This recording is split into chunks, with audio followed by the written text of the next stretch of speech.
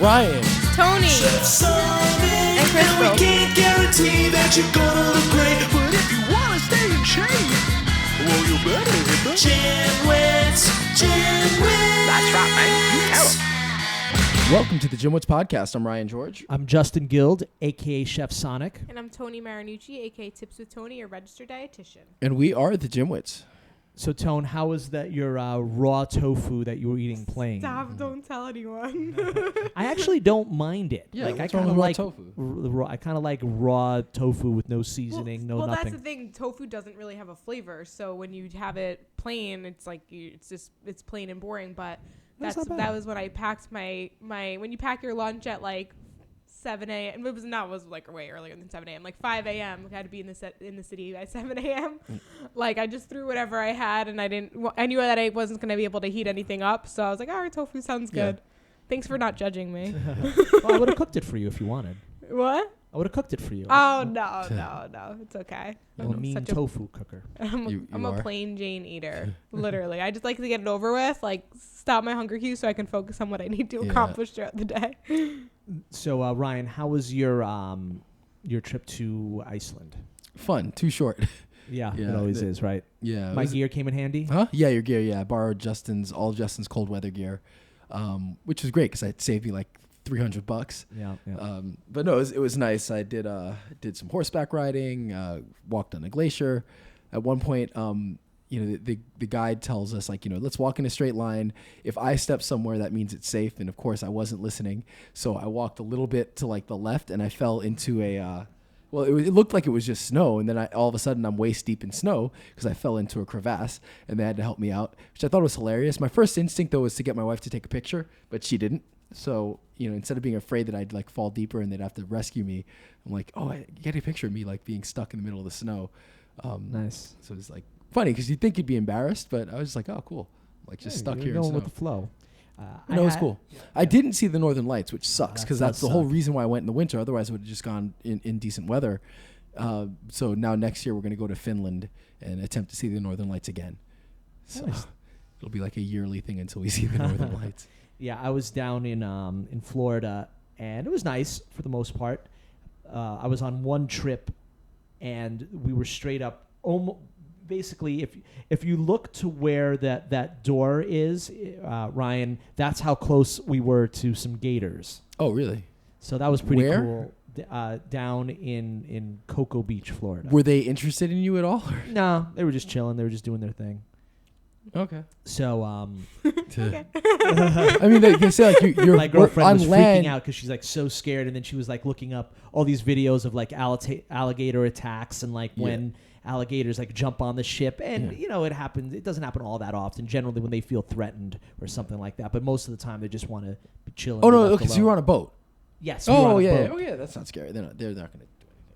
Not until they do. Even something. on land, like you can outrun a gator. So like If you that's go not true. They sideways. run. That's what they hear. You're Side supposed to side. to run. Yeah. Oh. They can run like 30 miles an hour. No, like super you're wrong. fast. On No, land, they no. run like On 50 land, no, they nope. run like 50 You're wrong. miles an hour. You're No, I know, wrong. I'm kidding. On land, okay. They can swim pretty fast. They can swim fast, but on land, like any of us can outrun a gator. Like Really? Yeah. Well, maybe you can. No. You can outrun a gator. You're If you- supposed to if you run can walk side to fast. side, right? I've never go heard They straight. can't. They're not able. They're to. not That's able what- I mean, that to- makes sense, but I think that just in a straight line, like you can beat a gator. Like you don't even have to do the side to side. You can just go find straight. out if you want. Oh god.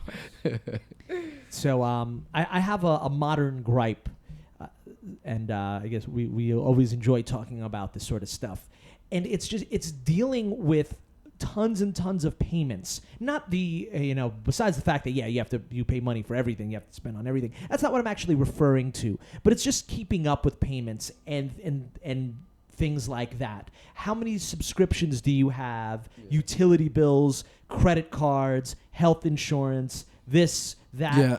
And it's like I'm pretty diligent with looking through my credit cards or debit my bank account, and then like you see what's you see things that you're paying for. It's like, oh yeah, that's right. Now I've been paying for this for 8 months, so that's $20 a month. All right, so that's that, right? Then I get something in the mail from my health insurance that's something that looked like it changed. So I was like, wait a minute, do I have to take care of that now? Like then I got a notice saying that your auto insurance is about to expire. And I was like, oh man, now I got to pay $400 for that. And I thought that I had already paid for that, but I didn't. So how do you guys like dealing with like just modern living in that sense, where you just have to be very diligent, and then you like freak out? Oh, did I miss a payment? I'm going to get hit with a $35 late fee. It's going to mess up my credit, like stuff like that. Like, you know what? You guys feel my pain, right? Yeah, I mean, but I have most things on automatic. Cool. So, yeah. What with the automatic, like things change. Yeah. Like, you get a message saying your credit, you're now your credit status is now this, and this is how your new card is going to work. And your health insurance, like now these are your new plan. Like so, I think a couple things. So what I like to do, I keep a running list of all my bills because I've had 3 instances in the last couple of years of credit card fraud, and so each time that happens, you have to you change your credit card, you got to give your new number, and that's annoying because you got like 30 different things you're paying for. What's annoying is there's so many random things that I feel like every month I'm getting hit with like, oh, it's time to renew this website or it's time to renew that thing.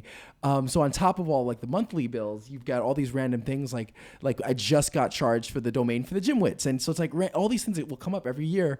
But then what's worse is this trend with software and some apps. Like there's some, like especially with 3D, like I've talked before, I do like 3D printing and modeling and stuff. And a lot of the newer 3D scanning and some of the 3D printing software, they're switched from the model of like you just buy the software. Like I'd rather just pay $100 for the software to a model of like you just pay a monthly subscription, which really sucks because it's like, it's just annoying because over the course of like, years, you're spending thousands and thousands of dollars on something that ordinarily would have maybe cost you $30 or $100 or whatever.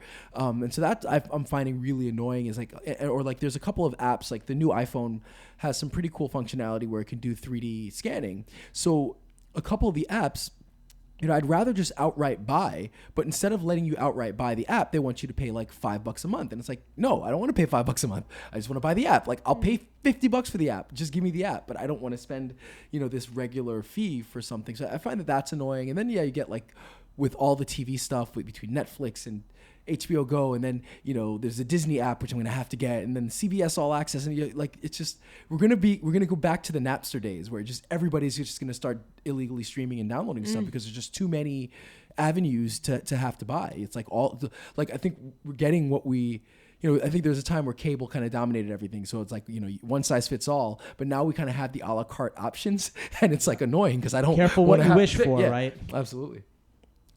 So, all right, what do we have on the agenda for today? Okay, so before we can do the interview, we got a couple interesting studies. They're both nutrition related, so it's good that we have Tony here because she can weigh in a little bit. Oh, great. I've never heard these before, so so if I can answer them. So this one, more with all these, with any study, it's like you can never say one study is the be-all to end-all, so we kind of just, we do our own, like, okay, what does this say? What can we learn from it? And, etc. So this one, it looked at the vegan versus the Mediterranean diet. So this might anger some people or not. So it was a pilot study from Sheffield Hallam University. It involved 24 people, so a pretty small group, 18 to 35. And they split them into 2 groups. So there was the 12 people that were doing Mediterranean and 12 people that were doing the vegan, and there was no control. So this is a very basic study. And very small. Yeah, very small. Very small. So wait, you sure that it was a study and not a dinner party? Yes, it was a study. So the just so the Mediterranean diet is kind of a balanced diet that promotes using lots of vegetables, fruits and vegetables, oily fish, olive oil, red wine, lean meats, nuts, and a lot of kind of low fat dairy products. So I think like no processed foods. Yeah, is so like it's just not like so it's not vegan, but otherwise it's considered to be one of the healthier quote unquote diets. And so what they found was that short-term, and again, this is a short study, but that there were short-term benefits for the Mediterranean diet. So basically they found that there was increased nitric oxide in veins and arteries, which helped to maintain good cardiovascular health, and also potentially can help the aging process.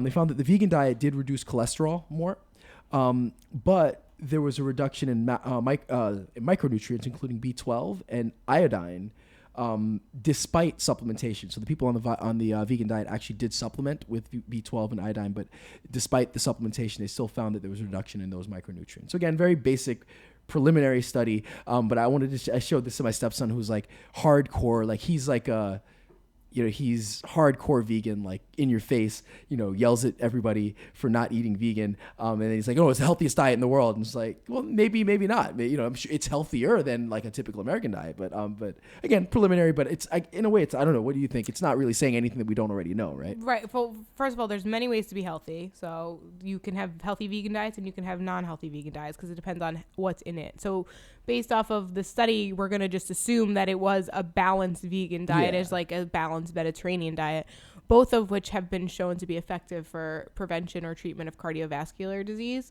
The Mediterranean diet continues to have more studies to support it in that aspect. And the vegan diet, yes, we know is deficient. Someone who consumes a vegan diet is going to eventually be deficient in vitamin B12. So, yeah. Yeah, so nothing we didn't already know. But vegans, it's not the healthiest diet. No, I'm just messing around. All right, and the second there one, we go. The hate mail. No, I'm joking. I'm kidding. No, please, I want it. no I hate want mail. No, I don't want hate mail. Bad reviews. We're pro everything. No, Ryan. He told me earlier before the show started. He is the best diet is the diet you can stick to. Fair. But then some people and balanced. I'll shut up. All right, so the second one is from JAMA International Medicine. Or it was published in JAMA International. Oh my God, I'm still waking up. JAMA Internal Medicine. Sorry. And so basically, it's on ultra processed foods. Again, really not telling us anything we don't know, but that ultra processed foods have a much higher death risk. So this study involved 44. Is there another tier to processed food? There's like ultra soup. Do you have like super processed, ultra processed? Yeah. Well, ultimate process. In this case, we're looking at things like kind of like lean cuisines and stuff that frozen foods that you kind of can pull out of the out of the refrigerator. Is that what was listed under it? Yeah. So this one involved 44,000 people, 45 and older, over the course of 2 years, and what they found was for every 10% increased risk in consumption was correlated with a 14% increased risk of mortality. So pretty significant. Now it was a survey, and so obviously there's a lot more needed. But the question then from this, based on this, is then why is it that processed foods have this effect? Is it the chemicals in the is it the chemicals? Is it the heating process? Is it the added salt or additives? Is it the packaging? Because there's a lot of problems with the actual plastics and molecules from the actual plastics themselves getting into the food. Is it the high temperature processing? So that kind of the question then becomes, okay, we know processed foods or ultra processed foods are unhealthy or lead to a higher death risk. Why is that? And then maybe then you can make ultra processed foods healthier, depending on what the actual reason is for the for it. But if you are eating lots of ultra processed foods, you might want to rethink it and find a way to, again, it's hard to eliminate it if that's your only thing and you have no time, but find ways to mitigate it a little bit, maybe cut it down to half or cut it down to a third or whatever the case is. My thoughts on that are that like you said, if you're increasing your amount of processed foods, you're put at a greater risk, which means your chances are you're eating less of like whole foods that are minimally processed. So you could probably argue it's a combination of many things. Absolutely. Yeah. So I think that as one of my favorite fortune cookies was always the more ingredients in your food, the less food in your ingredients. Yes, that's a good one. I love that one. So, and also, it's a common adage right now. But if you can't pronounce what you're eating, you might want to think about whether you should be eating it or not. Except if it's quinoa. Yeah, but did you ever see that? Did you ever see that meme? How to pronounce quinoa. Now they do. They used to not. There's a meme about it. Nice. What's a meme? Like on Instagram. Oh God. I'm gonna fire you from the podcast on the spot. No. You mean a meme? Oh, that's what it is. Oh gosh. Anyways, so today we had a fabulous interview. Yeah, Can I introduce? It was great. Yeah.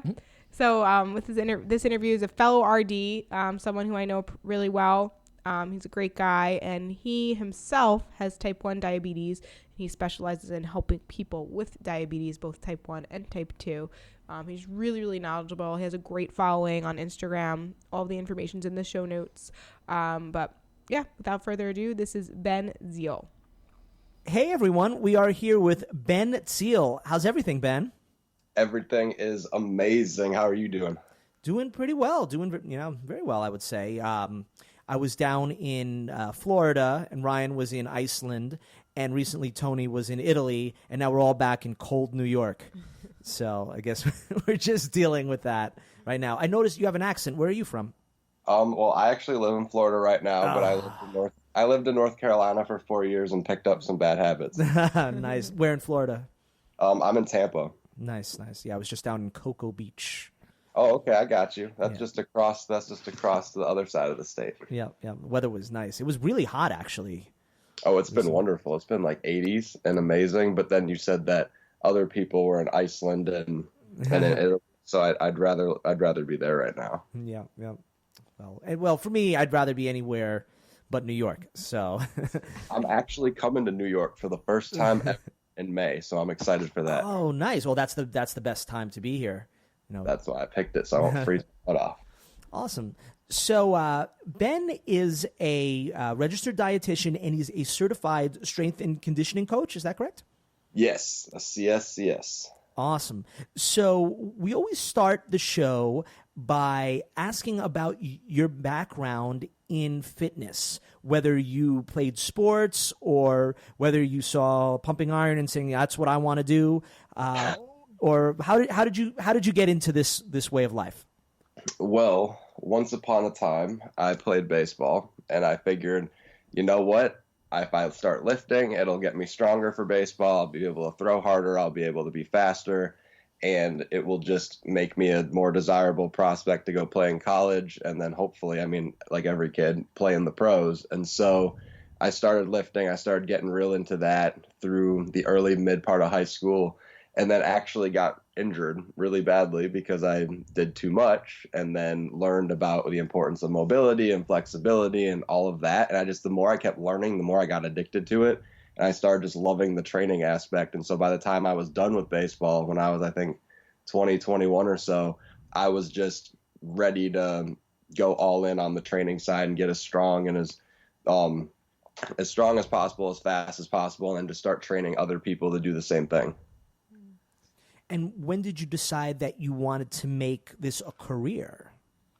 I decided I wanted to get my CSCS. I think when I was in my junior or senior year of college, I figured, you know what, I'm going to have some time before I go to grad school, because I had been originally accepted to do a PhD in nutrition at University of North Carolina. And so I was like, well, I'm going to have 8 months to kill. I might as well do something fun and fulfilling. And so I said, I'll just become a CSCS, not knowing what that path entailed, not knowing that it was difficult. I just said, I'm going to do it, and then I did it. So what made you want to be a dietitian? I know that that's not the question, but as the dietitian, I'm curious. So nutritionally, the more I started learning about the training side, the more I started understanding that the X factor to me seemed to be the nutrition side, because I felt like, okay, you can perform really well under most circumstances, but that last like 20%, I felt like was strictly determined by nutrition. And I noticed when I was fueling properly, I was performing way better than the times I wasn't fueling properly. So I started going on these rabbit holes and digging. And then I also have diabetes, type 1. And so nutrition's always been kind of in the forefront. So I figured, well, why not really find out what's going to be the best nutrition to optimize performance, and then what's going to be the best nutrition to optimize my blood sugar. So it just became this whole entangled mess. And then the dietitian side came out of the PhD experience, where I did a couple years and just said, you know what, I want to deal with people and not just deal with computers the whole time. Right. So then I shifted gears. How old were you when you were diagnosed with diabetes? I was 7. Wow. So you were kind of forced to learn how to change your eating habits at a young age. Oh yes. And and seeing all the people now and seeing how people teach diabetes and all that, there's a reason I am doing what I am doing in the world right now. So I guess, I'm really curious to find out kind of what about, where you find are the gaps in knowledge when it comes to diabetes, but let's maybe take a step back, and can you kind of explain kind of what it is, what diabetes is, and the difference between kind of type 1 and type 2, and maybe if any kind of misconceptions there might be regarding kind of dealing with diabetes? Absolutely. So diabetes as a whole, I guess we could say, if that's the case, it's super broad, but it typically is your body needs to make insulin to be able to process carbohydrates, technically to process fats and proteins too. We won't get into that, but mainly to process carbs. And so with someone with type 1 diabetes, the pancreas, which ultimately secretes the insulin, it basically, the beta cells in the pancreas that make the insulin destroy themselves. So it's an autoimmune thing. And as a result of that, your body doesn't produce insulin, so you have to get it from an exogenous or an outside source, or pretty much you'll end up dying. And so back like 100 years ago or so, before insulin was invented, getting type 1 diabetes was a life sentence. You had 2 years, that was it. But thank God, now that there's insulin, it's a different story. Type 2 is a little bit different because type 2 starts out as mainly there's insulin resistance. So your body needs to produce more and more and more insulin. And then ultimately, with time, your pancreas basically burns out. So you're producing so much insulin that it keeps upping and upping and upping, and it can only do so much. It reaches a certain point and then it stops. And then at that point, you'd become dependent on insulin as well. But with type 2, because it's a progression, you're able to prevent it from happening. That's why people say they, quote, reverse their diabetes, because they were able to make lifestyle changes and dietary changes to be able to stop the progression of the diabetes. So type 1, you have it no matter what you do. You could have the cleanest diet, work out every day, doesn't matter, you're going to have diabetes. So, question that sort of seems obvious, with especially with type 2 diabetes, you always hear that having excess body fat or being overweight or obese can really affect that or even cause it. But I'm not I'm not a doctor. I'm not a scientist. I don't know why. Like, why does having extra body fat or too much body fat or being overweight, what is that correlation with diabetes? Because you hear it all the time, but I don't know scientifically what's going on there. So how deep do you want me to get into this? Go for it. Now, I think most of our listeners are, common folk like us. So any way that you could explain it, but we like to go slightly deeper than the layman's explanation. But we'll leave it up. You're the expert, so we'll leave it up to you. Okay, so with respect to type 2 especially, and it can happen with type 1, but so it starts with that insulin resistance. So basically, your body's not processing the insulin as well as it should be, so you're requiring more. And so what fat does, having excess body fat, is fat is an active metabolic tissue. So there are things happening, even though it's kind of just hanging around, like it is active. There are things being secreted from it, and there's a kind of hormone secreted from fat cells called adipokines. And what the adipokines can do in someone who is still producing insulin is they can block the insulin signal or kind of impair the insulin signal. So instead of the insulin going right to its directed target, it's ultimately going to end up a little bit off course, or it's going to take longer. And so then the body will be like, oh, snap, I need more insulin. So it's going to produce more because it's not getting to its recipient fast enough.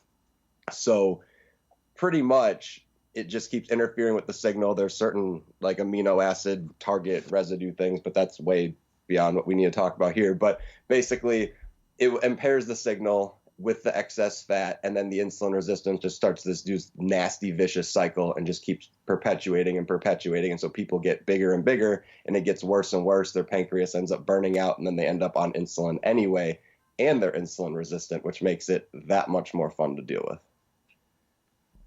Did that make sense? Yes. It's interesting, and it's a lot, and I'm sure that it can go a lot deeper. So I guess the question, I guess sort of logical, is what are the symptoms of diabetes? Like, how will it kill you if left unchecked? So ultimately, whether type 1 or type 2, blood sugar is running higher. So that can be measured by a marker called A1C, or hemoglobin A1C, which is typically measured every 3 months in a person with diabetes. But that it's kind of like an average blood glucose level. And so the higher your A1C is, the more likely you are to get a complication. And so you may not notice it at first necessarily. You may just say, oh, I'm living life, my A1C is an 8. And you might have typical high blood sugar symptoms, which might be you're super thirsty, you're peeing a lot, you're kind of irritable and crabby and kind of moody, you're tired.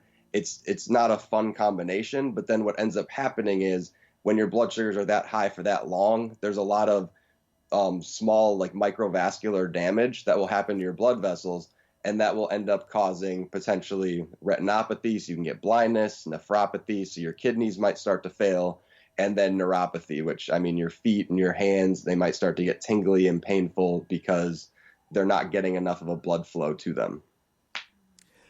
So can you tell us a little bit, kind of here, like kind of glycemic index being an important kind of thing that someone with diabetes should be aware of when it comes to food? Can you talk about the importance of glycemic index and what people dealing with diabetes, or even if they're kind of insulin sensitive or maybe kind of pre-diabetic, what they should be aware of and focused on?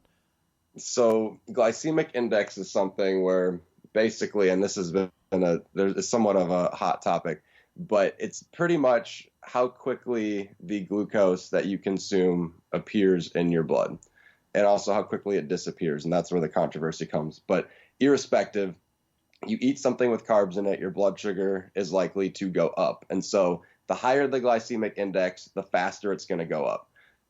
So for example, if you have something like white rice, your blood sugar might go up super, super quickly, versus if you have something like brown rice where there's fiber in it, it's going to slow the digestion a little bit. It's going to have a lower glycemic index. Why it's important is it's just something to be aware of, because with people with type 1, if their blood sugars, especially if they're all over the place, they have a higher A1C, they might be newly diagnosed, those types of foods are going to be things you want to limit, or at least limit the portions and be more aware of, because your blood sugar may go up really quickly.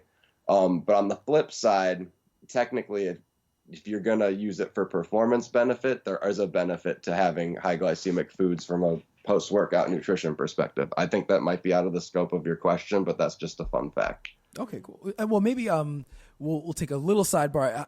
How come? Like, what's the reason behind it being more effective for sports and athletics? So I'm sure you've heard the whole mantra of after you work out, you're supposed to have some sort of, usually people say, oh, they want some sort of carb source, and they typically want the simple carbs because that'll refill the muscle glycogen faster and potentially the liver glycogen faster. And so that would be a situation where, okay, diabetes or not, if you're going to have a simple carb, if you have it immediately after the workout, that would be the time when your body's most insulin sensitive, your body's most primed to accept the carbs, and ultimately it's going to go towards a good cause of your muscle glycogen rather than spilling over into fat and all the other fun nonsense associated. Yeah. So you talked a little bit earlier about kind of food tracking. I guess, how should somebody go about tracking their food? Are there specific macros or micronutrients that someone with diabetes should be focused on? Is there an approach that you take maybe that's unique? Like and I guess maybe where is the industry in that as far as that's concerned? If you can tell us a little bit about food tracking. The industry that's a loaded question. I think I do things different than 97% of other dietitians that deal with diabetes out there. How they want you to do it is they want you to have every meal, you're going to have 45 to 75 grams of carbs. You're going to take the same amount of insulin. We're only going to focus on carbs. And yeah, that's pretty much it. And at the end of the day, protein affects your blood sugar. Fat affects your blood sugar. Carbs affect your blood sugar. So it's a little more complex than just saying, oh, I had 60 grams at this meal. But the old school way, which the diabetes world still seems to really enjoy for whatever reason, is have these like paper food logs and have these like books that you carry around that says, oh, this has this many calories and this many carbs in it, even though we're in 2019 and there's apps and smartphones and things like that. I don't understand, but that's just my own personal gripe. But either way, they want you to focus on carbs. I would say if you're gonna track food, I mean, obviously you got to be aware of your carbs with your blood sugar, but at the end of the day, you need to be aware overall of everything. And I would say protein's a focus a lot of people don't pay attention to with respect to it can help stabilize your blood sugar, but it's also just something from a body composition perspective. You guys know as well as anybody, it's critical. And then from a micro standpoint, I would say my number one micronutrient for people with diabetes would be zinc. And that would be, I think, at least twofold. One being the immune effects it has, because people with diabetes are immunocompromised. And because of that, they're more susceptible to getting sick. And anything that might be normal sick for them, for a normal person, might be like double as bad for someone with diabetes. So zinc will help keep the immune system stronger. But zinc also has beneficial effects on blood sugar. So, Ben, can you tell the listeners what food sources include zinc, or should they supplement? I personally supplement because I never remember the food sources because I don't remember from the RD exam. But I know that I think meat has a lot of zinc in it. Some vegetables have zinc, but it's mainly meat and fish. And yeah, lots of fish is a good source of zinc. yes. Yeah. And honestly, don't remember the rest because it's been a minute. I want to say some legumes have zinc in it too. Yeah. I'd have to brush up on that too. But either way, yeah, I usually tell people to go with the food sources first. But if they're so concentrated on just figuring out their carbohydrates and balanced meals, like this is a situation where it actually might be beneficial to supplement. Although we don't usually go to supplements first. I think if you have all these other changes, especially if you're newly diagnosed, like there's just so many things to consider. And of course that you're not advocating, well, you can eat as many candy bars as you want, but if you supplement with zinc, you'll be okay. It doesn't work that way. No. Quite the contrary. Although I do think people, if you have diabetes and you want to eat a candy bar, I think you absolutely should eat a candy bar and you shouldn't restrict that. But you need to be smart about it and not eat like 17. You can eat a candy bar every few days or whatever, but be smart about when you eat it. Be smart about how much you're eating. You get the idea. Mm-hmm. Yeah. I kind of want to go back to a little bit where you were talking about with like glycemic index and post-workout. I think it's really important if you could just talk about, if first of all, I mean, maybe this is like a two-part question, but like how important it is to track your blood sugars to see if you're running high or low or at like, a normal level, like what normal is, what high is, what low is, because some people listening might not really know. Okay. And so, like, should you exercise when your blood sugars are low? Should you exercise when they're high? Like, what is appropriate to do in those situations? So the typical answer for what a good blood sugar, and I use good with quotes, blood sugar, like the traditional range of the happy range is 80 to 120. Right. I would say, me personally, an A1C of 7, which is the goal for endocrinologists, which are diabetes doctors, they want you under 7, which comes out to about a 154. So I would say if you're in that 80 to 155 range, you're doing pretty good. Mm-hmm. I would say from an exercise perspective, a lot of people say, well, where should you start your blood sugar? Where should you not? Like, your blood sugar can go low from exercise. I would say if you're over 250 to hold off, simply because ultimately what ends up happening is as you exercise, of course, you start to dehydrate, you're using up water, you're sweating, all that good stuff. But then with your high blood sugar, you're also trying to get rid of some of that glucose through your urine. So you ultimately are getting super, super dehydrated. So if your blood sugar is that high, you're getting dehydrated from the exercise and from the blood sugar. And then as a result of that, you can end up with your blood sugar going up instead of the exercise bringing it down.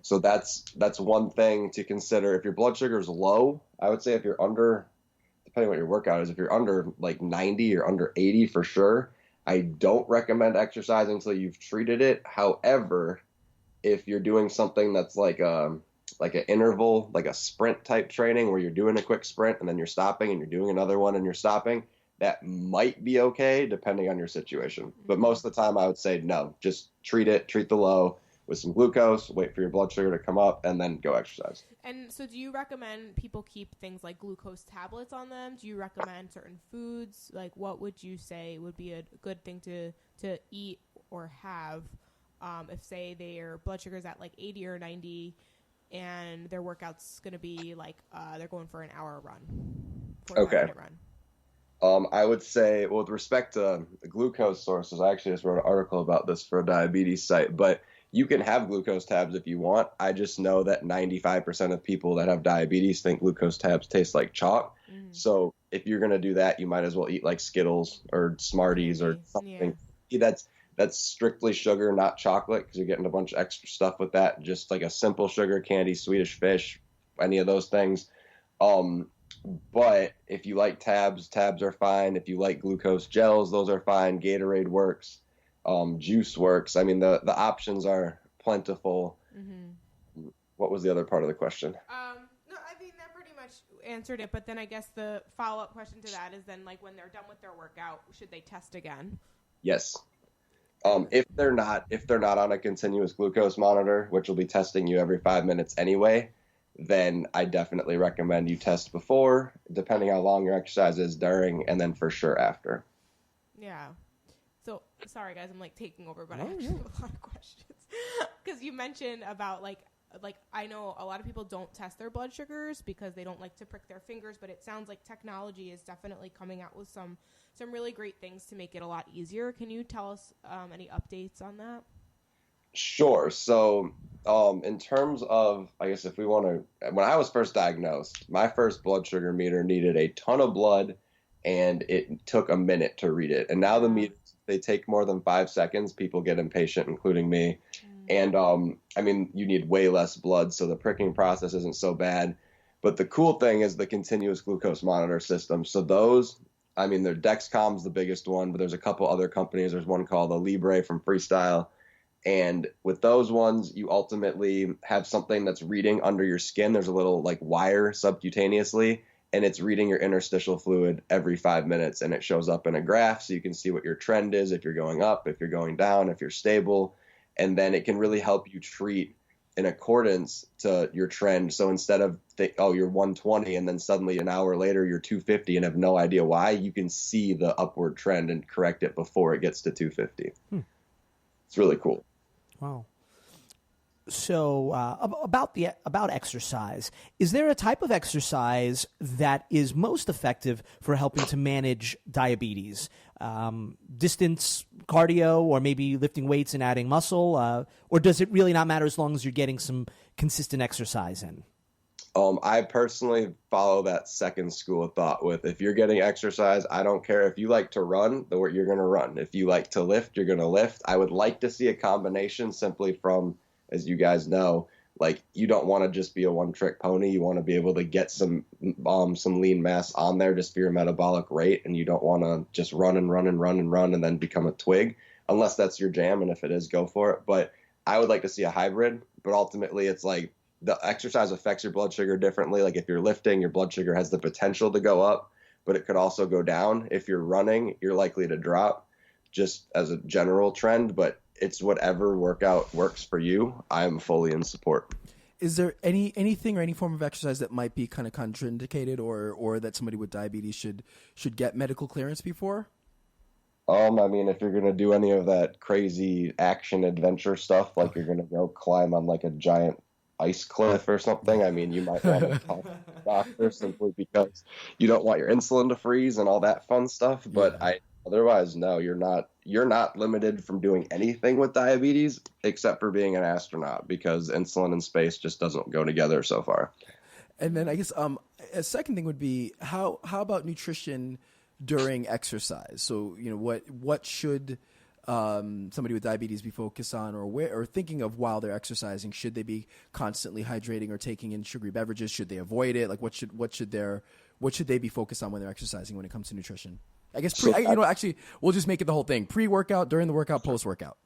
So pre-workout, I'd say about 60 to 90 minutes out, I would at least get an idea of what your blood sugar is. That's why the beautiful thing about those CGMs are you'll know. Like you'll just look at your phone or your little reader thing and it'll tell you, oh, you're 120.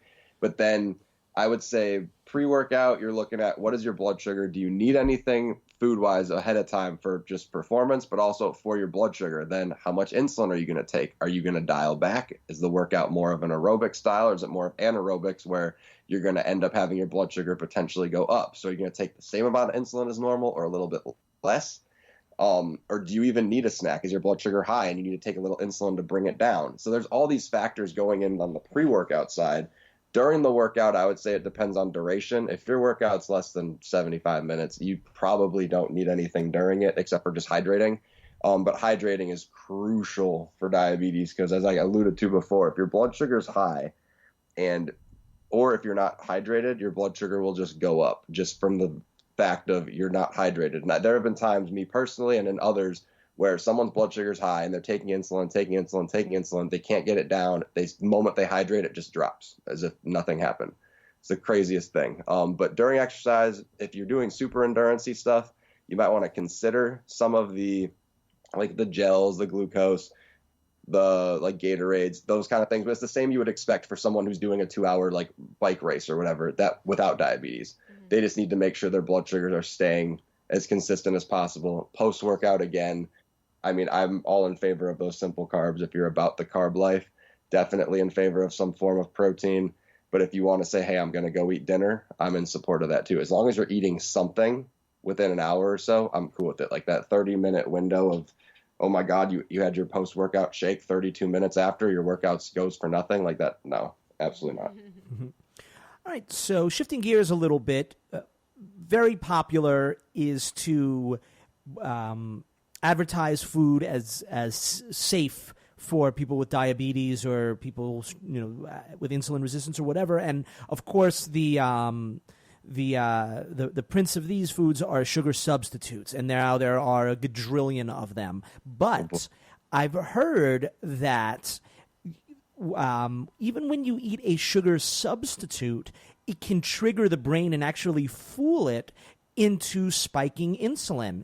Is there any truth to this, or are sugar substitutes a safe and decent way for someone with diabetes to drink their coffee? So to answer the first part about will the sugar like substitutes cause any sort of insulin, in type 1s, of course, there won't be any insulin response because there's no insulin to give. In type 2s, the research seems a little bit muddled. Some people say yes, some people say no.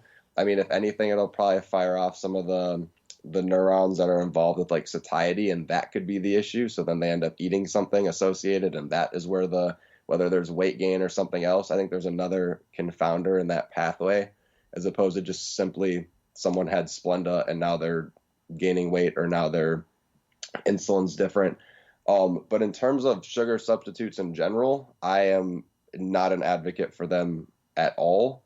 At least in terms of like sugar-free, if you're referring to like sugar-free type stuff, like, oh, this is a sugar-free candy or sugar-free whatever, just because ultimately what those do is I don't know how to say it without being not politically correct, but they give you the shits and you will end up living on your toilet, and it's pretty unpleasant. So I don't recommend for diabetes or non-diabetes eating things that have sugar alcohol in them or necessarily super loaded with sugar substitutes. They're pretty disgusting.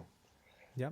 Yeah. What about someone who drinks Coca-Cola or any regular sweetened beverage, and they are type 2 diabetic, and they don't want to do seltzer and they don't want to do water, but they would do a Diet Coke? What would you say to that?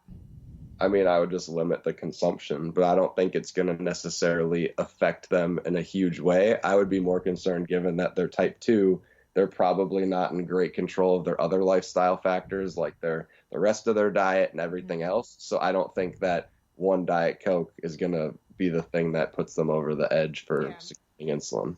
Yeah. Okay. So I know someone, he happens to be my dad, that has type 2 diabetes, and he's a bit older, so it's a little tougher for him, although that's really just an excuse, not to exercise or not to eat well. I have a few questions regarding this. So first off, he takes these medications. So he doesn't take insulin, but he takes these medications, and it makes him miserable. Like he's tired, tired for days. He doesn't feel right.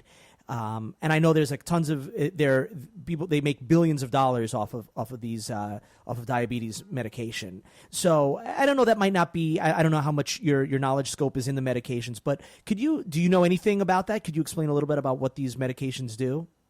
Depends on the medication. I know some of them. I mean, like I know like Some things like metformin. Ones. Yeah. There's that one. I know there's ones that are SGLT2 inhibitors, which is kind of a thing that'll help you pee out more glucose, as opposed to just having it in your body, and it requires it's just like a pill. It doesn't require any sort of extra insulin or anything like that. Some of the meds, I'm no expert. I can say that some of them are just mainly insulin sensitizing meds. They're trying to say, okay, your body's making this much insulin. It's clearly not enough because you're insulin resistant, or your body needs more than what you're making. So let's just potentiate it and make the effect stronger, so it ends up being enough. Okay. Depending on the meds, like I have no problems with it. I would say if it's making him feel awful all the time, he probably should assess what he's taking and see what the root is and consider changing it, because there are, like you said, so many different varieties. It could just be that particular brand. but I think they have a use and they have a place. It just depends on the person. Yeah, and if they're not willing to make lifestyle changes, then they have to find the medication that fits best with them for them. I think my father is also a type 2 diabetic, and sometimes he like watches his diet and exercises, and then like sometimes he doesn't, but he doesn't want to take the medicine, and it's scary because it's like yes, the medication has side effects and you don't want to be dependent on it, but if you're not committing to a healthier lifestyle, then both alternatives are not great, and I'd rather him be alive and well on medication than potentially ending up in the hospital because his blood sugars went too high. 100%. And I think with that, again, like you said, it's the lifestyle. It kind of has to go hand in hand, because once you start making those lifestyle changes, especially in a type 2, more than likely that either the dose of the meds are going to go down or you're going to end up off of them, period. Mm-hmm. So about that, I think that it's easy for someone who's 27 years old and maybe they're overweight and maybe they've just been diagnosed with type 2 diabetes to change their lifestyle. But for someone who's significantly older, doesn't have the the potential for the same energy, is stuck in their ways, and all of that, what are some sort of Ryan and I call it day zero, like before you start out a workout or diet plan? What are some sort of day zero and early steps just to get you on the right path? Because I feel for a lot of people, just like with anything, that starting a new life, starting a lifestyle change can be so daunting and overwhelming that you just give up on it. So what are some good steps, day zero and beginning steps to get yourself on the right path? I would say, especially for a population that's a little bit older, I would just emphasize, if anything, just taking very, very, very small steps. And I mean, even if that's just saying, hey, for example, let's say they eat some sort of really sugar-laden cereal every morning. Like, let's swap out the cereal for something else and just start with one little thing. And just try to, maybe even just making a list of identifying, like, okay, these are the 15 things that I want to change. And then maybe each week committing to one different thing. Because then otherwise, if you overload them and try to say, hey, you need to overhaul your whole life and you've been living this way for 40 years and now you have to change it all, then they're just going to say, the heck with it. I'm not going to bother. It's like most behavior change. Exactly what it is. I mean, same time with any, whether older adult, younger adult, whatever it is, I would just say small little incremental things. But I would say assessing in their diet where they may be having things that aren't necessarily serving them. And I'm not saying to get rid of all of it, but I'm saying, okay, let's get rid of one thing, or let's swap out one thing for another, or let's start adding a really small amount of exercise, something that seems really sustainable that then they can build on. But I mean, like Tony said, it's anything behavior change. Cool. So just shift gears a little bit, sticking with nutrition, but just more in a general sense. Like, where do you see the industry now, as compared to where maybe it was a few years ago? Do you see the kind of, I feel like there's just so much out there, and there's so much noise that it's kind of hard to kind of sift through it, and we find ourselves kind of fighting through it. Like, where do you see the industry now, and kind of what would you recommend to somebody who just in general wants to figure out this nutrition thing, but they just don't know where to start? And are you referring to the industry as nutrition as a whole, or diabetes? As a whole. No, as a whole. Yeah. So just looking at it as a whole, as an industry. Just always interested in hearing from different dietitians, like their perspective on that. I mean, I feel like the biggest thing, so you're saying what I would suggest to someone who wants to like sift through it and and know the right stuff. I would say you're gonna get conflicting viewpoints depending on your school of thought. And I think you just have to keep a very open mind, but also don't be too open. Like, you have to know, okay, might be what the textbook's saying, but then at the same time, the textbook technically could be wrong. Or I might think something and I might say, hey, this is how to deal with diabetes, nutrition. Someone else might say the complete opposite, but then you have to be able, it's like you said, there's so much noise, there's so many people, there's so many different angles of everything, and everyone says they're an expert, and you're like, oh God, where do I go? So I really think if people are research backed and they're based on what's coming out in the publications, I'd say that's a really good spot to start. But then as opposed to anyone just saying, oh, well, this diet where you eat these 4 foods is going to work on everything, if there's no research behind it, or check the source of the research. If the research is from that company, then it's probably not a great source. But I would say starting point, start with the journals, start with the non-glamorous stuff, because then you build up your base and you can say, okay, what's BS and what's not. And then you also get good at reading papers. And then that's a skill.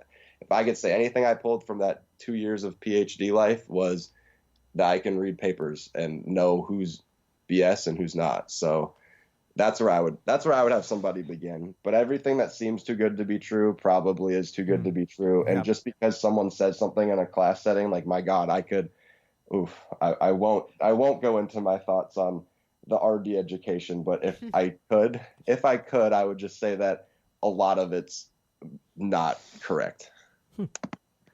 And people don't think out of the box, and they just get fed this thing, and that's all they think, and they think it cannot be any different than that. And oh my God, it drives me crazy. Of course, we know as more research is done, and as we evolve, we learn new things. So, of course, old ways of thinking have to change eventually.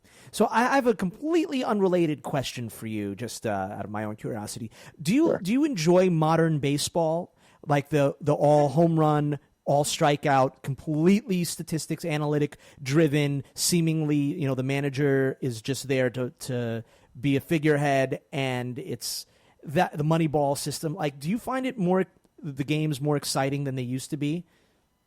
Well, I mean, you have to remember I live in Tampa, where they introduced the concept of the opener last year, where the guy goes 1 inning instead of a starter going 6. Yeah. And the changing pictures, and now I think they want to add where now the pitcher has to stay in for 3 batters or something like that.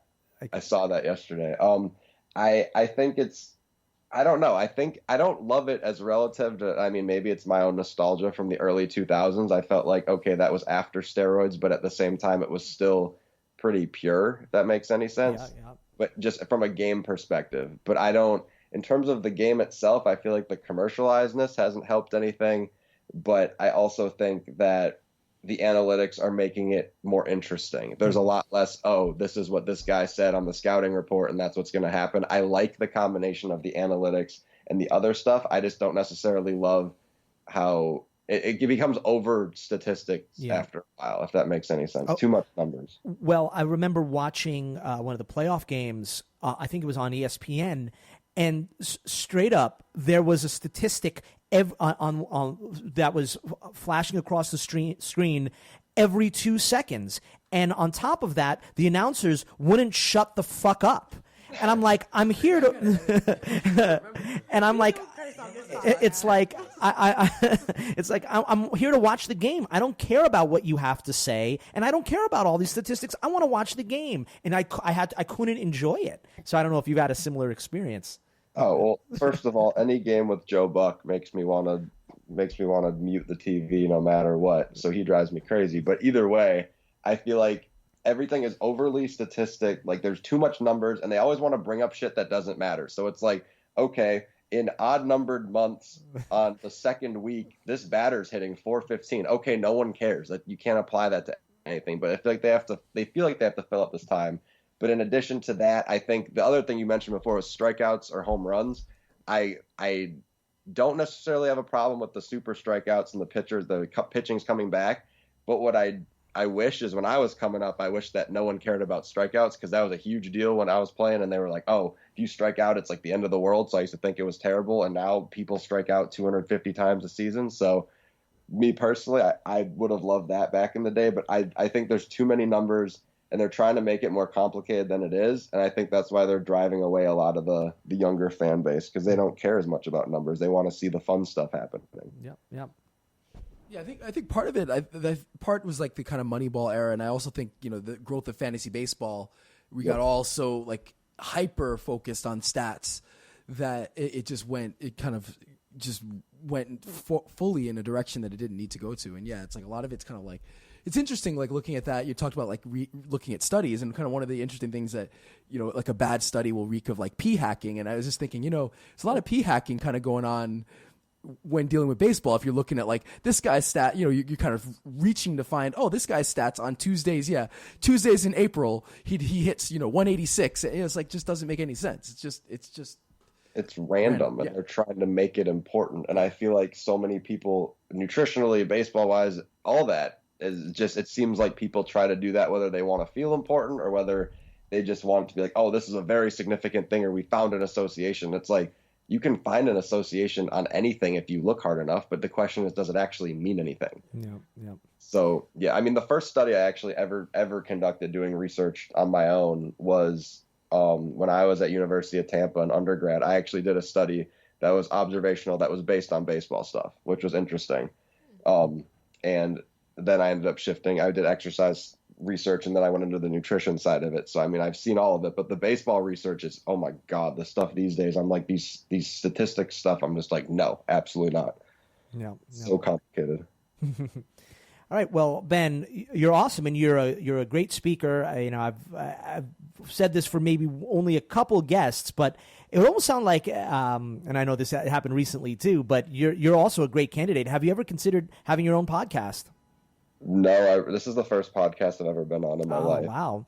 Because you speak very well, and you're concise, and I think what we were all appreciating is that while what you were talking about was very technical and often complicated, you broke it down, and you didn't talk for 25 minutes on one question, which which sometimes it can be entertaining, but for something like this, I thought you broke it down very concisely, and you did a great job. We really appreciate you coming on the GymWits. Oh, absolutely. I'm just glad I was here. I really appreciate the opportunity. And I mean, I'm hopefully able to do another one with y'all sometime soon. Oh, yeah. You're certainly welcome anytime. Now, where can we find you? You can find me on Instagram at Man of Zeal. So MANOFTZEEL. And eventually at yourdiabetesinsider.com. Awesome. Great. Thank you, Ben.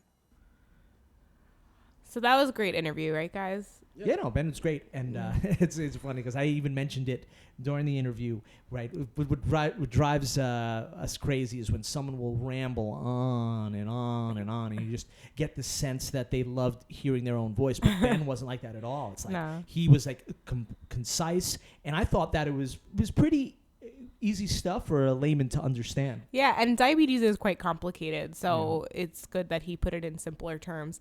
I definitely want to make a point for anybody who's listening that if you're considering or you're thinking that maybe your blood sugars are elevated, or you might be pre-diabetic, or maybe you're told to watch your blood sugars, or maybe you have no idea what your hemoglobin A1C level is, go get your blood work done. It's better to know. Unfortunately, the symptoms of diabetes don't come until your blood sugars are at a very high level and it's been uncontrolled for a while. So don't let it get to that point.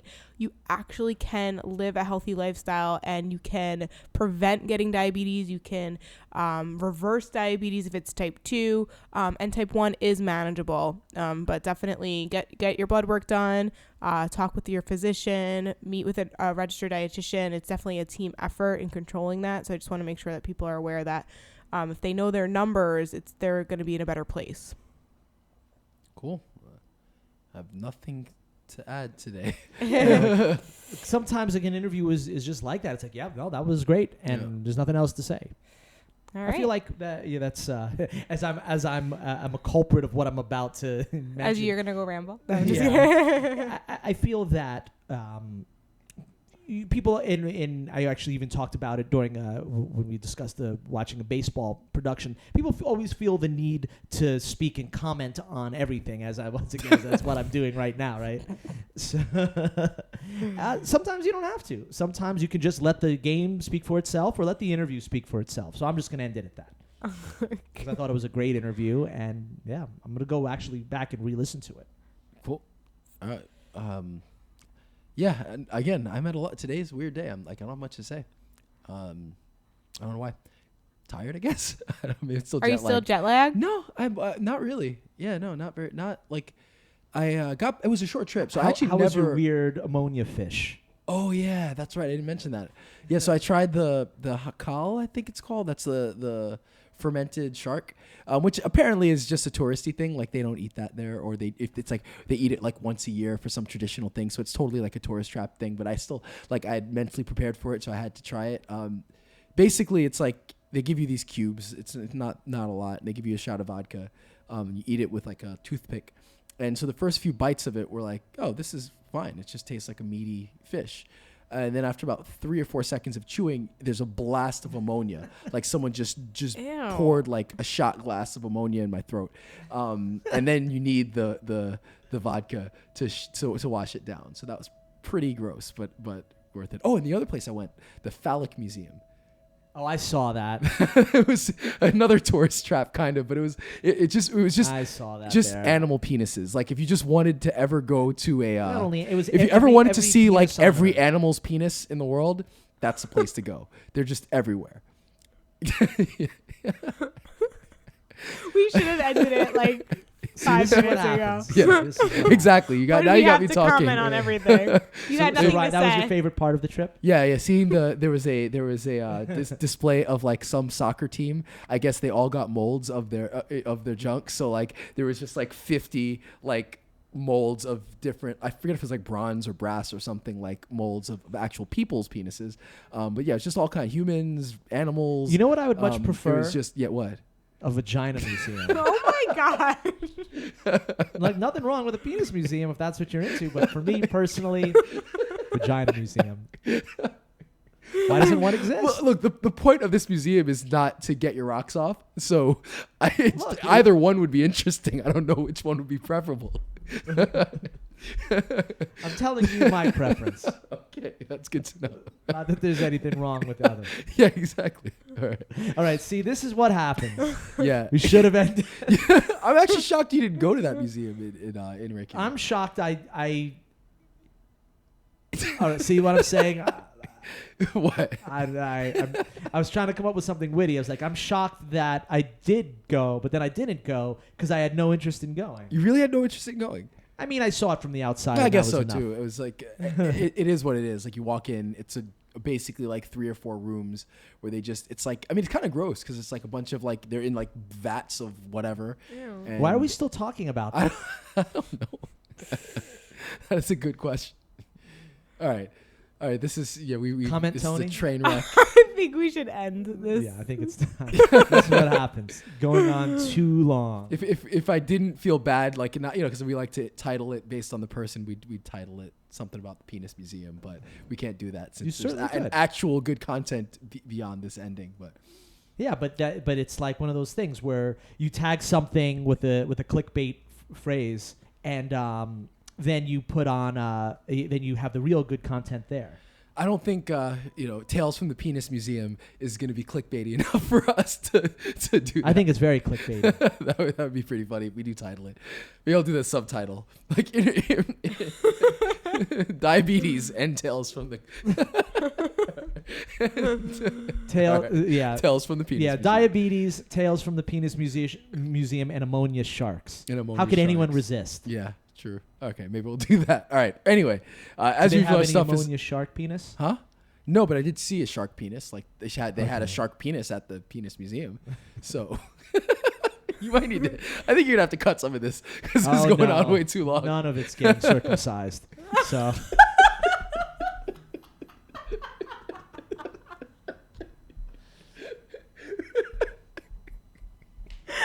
Please, let's end this. Wait. Listener's video. Oh, the listener. Okay, okay, all of our let's stuff end it. is Yeah, at thegymwits.com. Yeah. And if you want to follow me on Tips with Tony, you can too. I'm Ryan George. I'm Justin Guild, aka Chef Sonic, reminding you that truth does not sell. And I'm Tony Marinucci, aka Tips with Tony, a registered dietitian helping you get healthy one bite at a time. And we are the GymWits.